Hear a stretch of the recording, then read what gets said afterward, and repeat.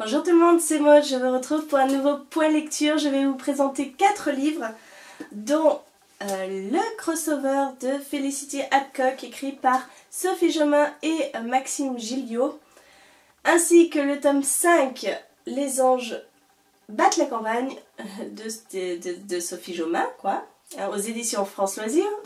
Ensuite, je vous parlerai de Rêver de Franck Tillier, aux éditions France Loisirs, décidément. Oh! Et ensuite, pour finir, nous parlerons des Ailes d'Émeraude, le tome de L'Exil d'Alexiane Delis aux éditions France Loisirs, dans la collection Nouvelle Plume. Oui, cette vidéo va être sponsorisée par France Loisirs.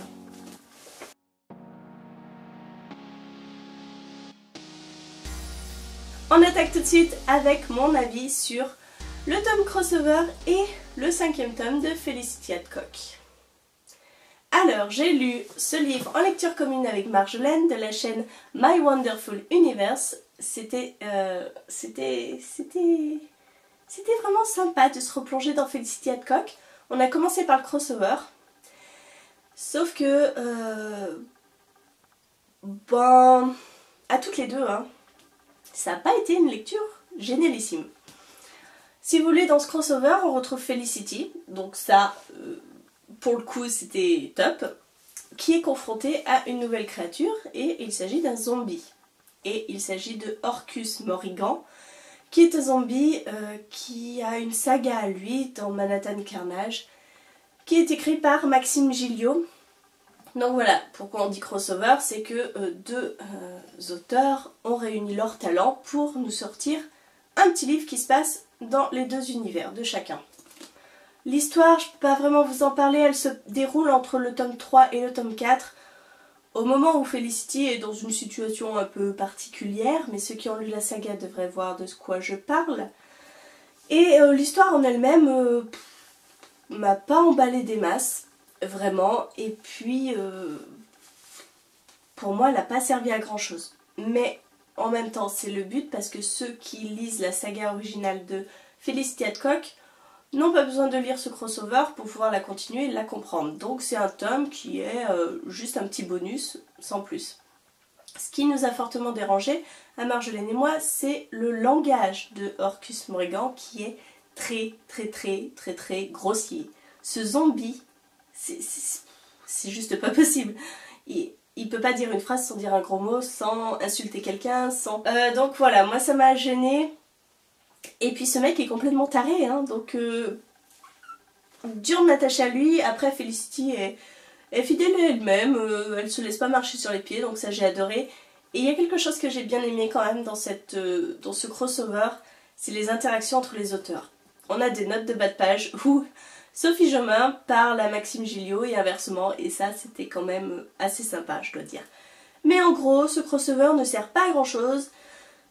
Orcus Morrigan est juste infect et bof.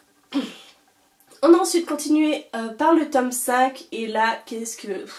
Je sais pas comment vous dire à quel point j'aime cette saga, je l'aime, j'étais trop heureuse de revoir Felicity. J'étais trop contente. Le début est très lent.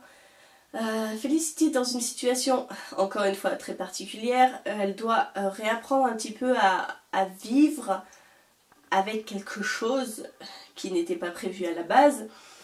On est dans cette routine dès les premières pages et ça peut paraître un peu lent, et après on recommence dans l'action, on recommence ce qui me plaît, voilà. Et puis le personnage de Felicity est tellement attachant qu'on peut que craquer pour cette héroïne et on peut que être concerné par ce qui lui arrive. La fin. Est-ce qu'on doit parler de la fin? Non, parce que là, je crois que Sophie Jomain est une sadique. On a l'habitude des fins à la Sophie Jomain. Des fins où on est frustré de ne pas avoir la suite. Mais là, mais qu'est-ce qu'elle nous a fait? C'est juste pas possible. Donc voilà, j'attends le tome 6 avec impatience et j'ai trop hâte de connaître la fin, puisque le tome 6 c'est la fin. Et ça me fait un petit coup au cœur de savoir que c'est fini. Je vous parle ensuite de Rêver de Franck Tillier et c'est une petite briquette. Pour autant, il se lit très très vite. Ici, nous retrouvons Abigail qui est une psychologue qui aide la police généralement. Et cette psychologue est assez particulière puisqu'elle souffre de narcolepsie. Donc au cours de son travail, elle va prendre une pause pour aller dormir 15 minutes parce qu'elle sent que son corps est fatigué et que si elle ne le fait pas, elle va tomber dans l'inconscience. Et durant ces périodes de narcolepsie, son cerveau travaille assez rapidement et elle se met à rêver. Et elle n'arrive pas vraiment à faire la distinction entre ce qui est réel et ce qui n'est pas réel. Donc elle a mis en place des petites méthodes pour essayer de savoir si ce qu'elle vit est réel ou si elle est en train de rêver. Et voilà, c'est l'histoire de cette femme et surtout, il y a une temporalité super différente dans ce livre. Chaque chapitre débute à 3 endroits. En fait, on a 3 points de repère. On a l'accident qu'a eu Abigail avec son père et sa fille, qui a coûté la vie de son père et de sa fille. On a un point au milieu qui est, je crois, 3 mois plus tard, cet accident. Et on a un point un peu plus loin avec le lavoir en flammes.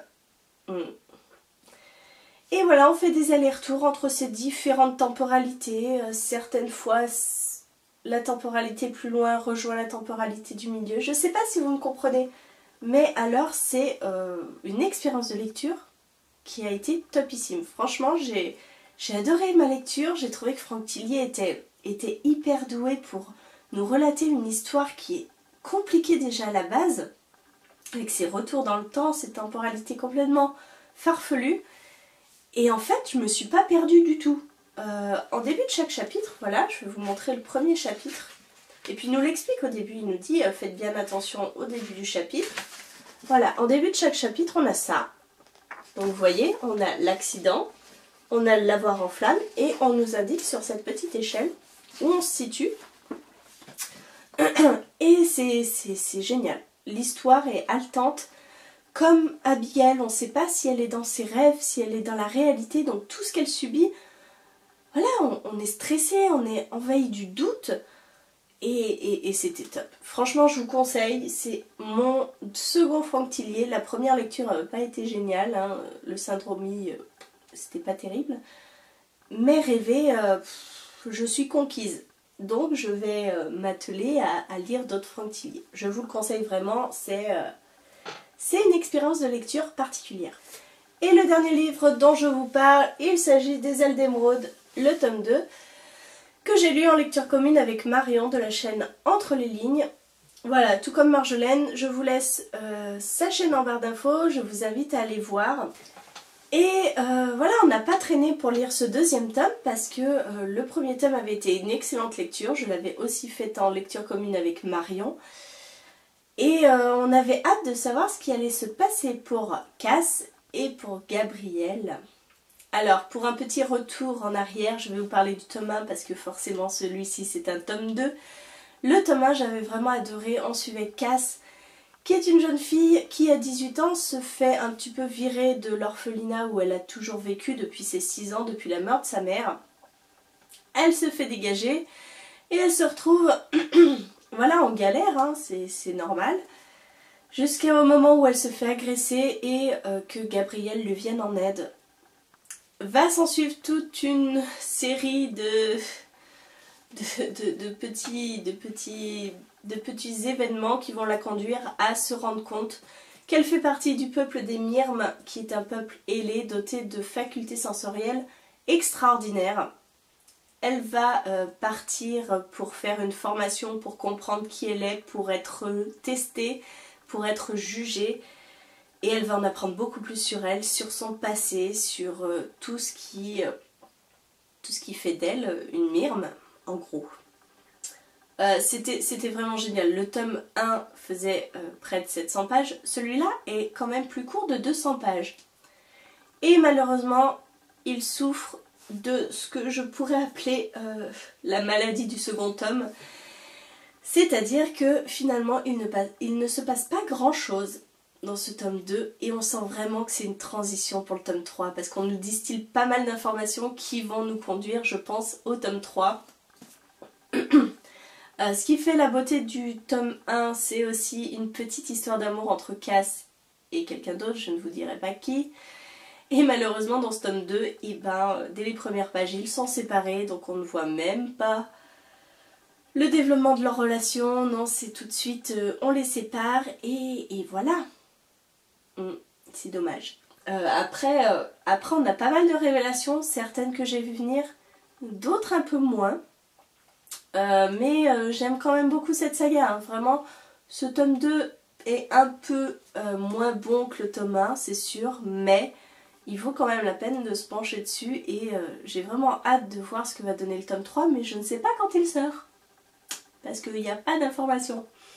Mais je vous conseille cette saga, parce que vraiment le tome 1 est passé à pas grand chose du coup de cœur.